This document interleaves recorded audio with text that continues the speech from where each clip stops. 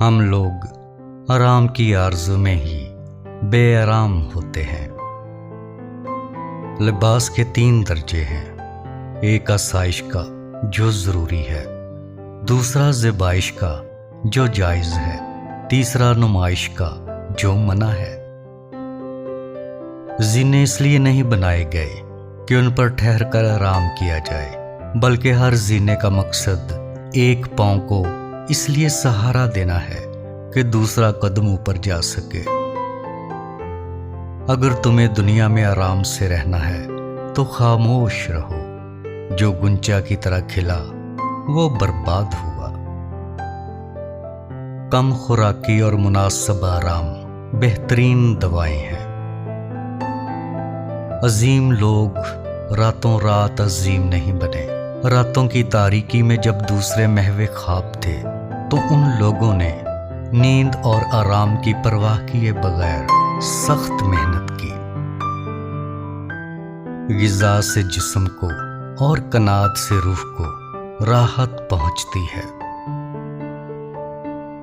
نیک کام کرنے کے بعد دل کو 2 مرتبہ راحت ملتی ہے، اول جب کام کیا جاتا ہے، دوم جب اجر ملتا ہے۔ جو لوگ دولت کی بھوک میں مبتلا ہیں ان کو کبھی راحت میسر نہیں آ سکتی۔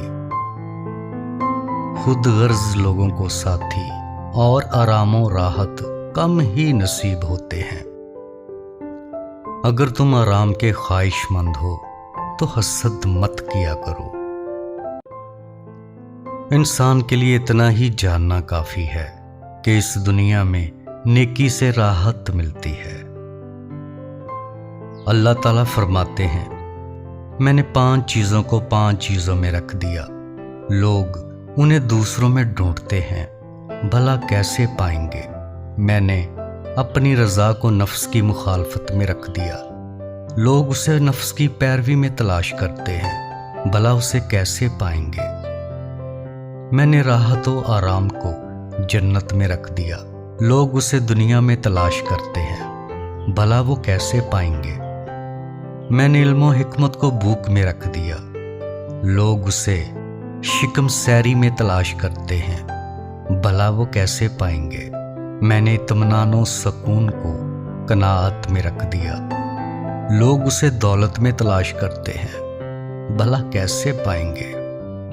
میں نے عزت کو اپنی عبادت میں رکھ دیا، لوگ اسے بڑے مرتبوں میں تلاش کرتے ہیں، بھلا کیسے پائیں گے؟